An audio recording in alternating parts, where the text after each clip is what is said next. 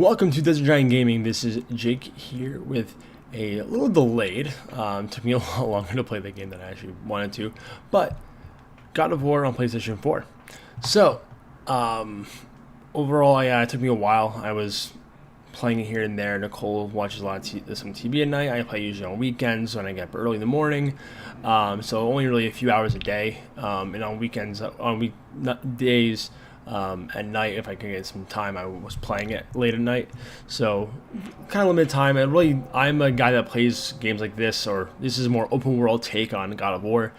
That kind of style of game, I tend to look at every nook and cranny, trying to get every upgrade I can as I'm playing.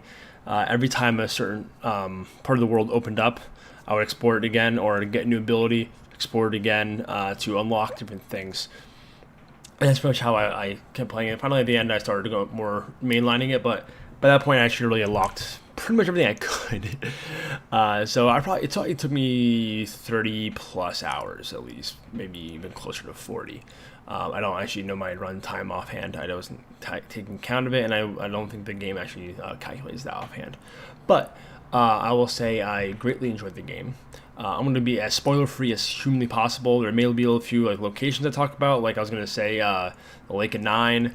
That's one of the central hubs of the world. You kind of learn, and that's the kind of where you spend most of your time. So I'll say at least that one. Hopefully, that doesn't ruin anything for you guys. At this point, the game is 3-4 months old. So, so yes. I'm going to start off with things I didn't like about the game, which is a few. But there are a few things. The first thing was pacing in the beginning of the game. At least of the story, it didn't really catch on and keep me super involved early on. Some of the relationship between Kratos and Atreus was good, but it was kind of like he's being into his kid, and it was hard to get super involved in either character at the time. To understand what what Kratos' mindset was and what Atreus' mindset. It builds throughout the game, obviously. I think it really picks up once you get there is a third character that follows along with you and Atreus during the story. I'm not going to spoil who it is, how he interacts with you necessarily, but his dialogue and character really, I think, brings out the best in the other two, Kratos and Atreus. And just the banter between the three of them is really enjoyable. You learn a lot about the world and the Norse world that they are building, and it's maybe not true to the real Norse mythology overall, but they do a pretty good job of it, and they do a good job of explaining it in those in between battle moments. When you're traveling the Lake of Nine, there's constantly a little talking here and there, and it kind of builds out that world, which I thought was a really, really good job. I know kind of the cue from Naughty Dog with Uncharted and Last of Us, how you really build that world out in those in between moments, and take that time. Having that supporting character really helps build those parts out, besides just the set pieces and whatnot. I thought they did a good job of that later, but it took a while to get to that point, which had my engagement a little low early on. The other thing was the game is all one cut, or it's one cut. It's supposed to be no loading screens. I will say I hit 30 hard loading screens. I'm playing on original PlayStation 4. I really haven't cleaned the fan out very much. I really need to open it up and clean it out at one point. But I did hit 3 hard loading screens. 2-3 seconds, maybe 5. Nothing crazy, but there were those little hang-ups at a few points in the game.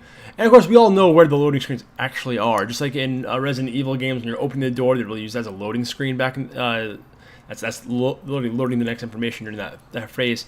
There's these in between big open areas, and the big open areas there's these more small corridors. You do a lot of like lifting a pillar that's in the way, wedging along the wall, and those little moments you can clearly tell that that's a loading screen. That's hey, here's this generic thing. It's really simple. It's tedious to do, just to help us load the next area, which is fine. It's appreciated to some degree, because at least they're not really trying to hide it too hard, but it makes it at least seem a little more explorative. It helps you get to that next area. So overall, I thought that was the few little loading screen hangups were not great. The other now the things I really did like about the game. Overall, the story after that initial part was great. I thought they built up the characters phenomenally. I love the development of Kratos as a character, as a guy who's played God of War 1, 2, Chains of Olympus, and Ghost of Sparta. I haven't played 3, even though I can borrow it from my friends.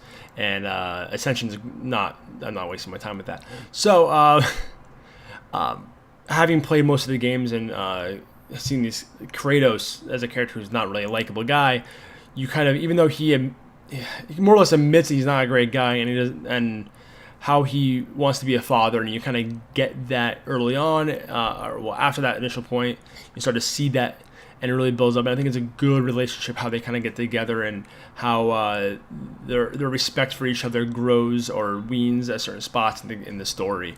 I thought this was a really good example of what storytelling should be in games of this style, and I definitely think this builds a platform for other games to come, and hopefully that elevates them. Overall, then the combat. What really had me going from the beginning of the game was the combat. The axe, the Leviathan axe, being able to just throw that thing and have it come back to you. There's a few times when I threw it, I kind of forgot about it. Kept walking, went to go punch. I'm like, I need to grab it. And then just that delay, it's kind of almost humorous at times. Because you can do punching without the thing. And there's a big balance between hitting them with frost damage and stun damage. Stun damage, you do more stun damage when you hit them with your shield or you're just punching them. And you kind of, those especially bigger enemies, you can stun them, you can kill them easier than doing that. So you kind of balance that, and there's a few different runic attacks you get to use. So those also have regular damage, frost damage, and stun. So you can kind of balance how you want to play and what kind of AoE you want. If you want solo damage on those, you can level those up as well and build up those skills like a skill tree as well. I really didn't boost those up till late in the game, so I want to find the ones I definitely want to use, and then level those up. So I didn't go crazy leveling up those early. I mainly stick to my skills because I know those will always carry over. I won't lose those. Same with armor too. I didn't try to go too crazy because I was kind of swapping them out as you go until I got to sets later on that were more the rarer sets to get that I wanted to build on. But back to the combat, I guess. Kind of get a little straying away from that a little bit. The fluidity of the character, even though it's not that it's over the shoulder look instead of the more zoomed out hack and slash God of War we knew and love. It's I wouldn't say Souls-esque, but it's tilts a little that way. It's definitely Souls a little combo heavy, even though you don't see the combo meter. You can juggle characters and whatnot, and you can get that kind of like fighting style, almost kind of combat going in this game. Although it's not the set, like it's just a little more paced. You need to be a little more methodical about it. I know later on in the game when you get to certain challenges you can do late in the game. Again, not trying to ruin too much, but there are challenge modes later that you can do no-hit stuff, and that's the kind of game it ends up being towards late game. Is you really need to watch where you're taking a hit, dodge the right spot, time your blocking so you can do certain things, and you get in a cool rhythm of some fights. Like there's some fights later in the game, I'm like, wow, I feel awesome. Like I feel powerful. I feel good, and that ramp up to that point was I thought was great too, and like. And there's one point later in the game where the combat really evolves, and I'm not going to go into that. That's spoilery, but you really start feeling powerful at the end of the game, and that's why I always worry about games. Is you don't really feel powerful. You feel like you get one set of things, and you can unlock a few things here and there, but you don't feel any more powerful than you did in the beginning. I felt constantly like I was getting stronger in the game, more or less, and I would do more. I felt my skills as a player getting better too. Like, oh no, I need to block here. When they block here, or throw my axe at that guy, start punching these guys, get their while that guy's frozen, break them apart, and then kill the other guy. Like, you get the really cool rhythm. It's like a nice dance in the combat, and it's again masterclass of game design. I kind of went over the story already, but and I try not to go spoilery, but I thought the development was great. There's a few Easter eggs at the end. I will say, make sure you go back to your house after you hit roll credits. There's an end credit scene there. I didn't know about it. I wish I knew about it.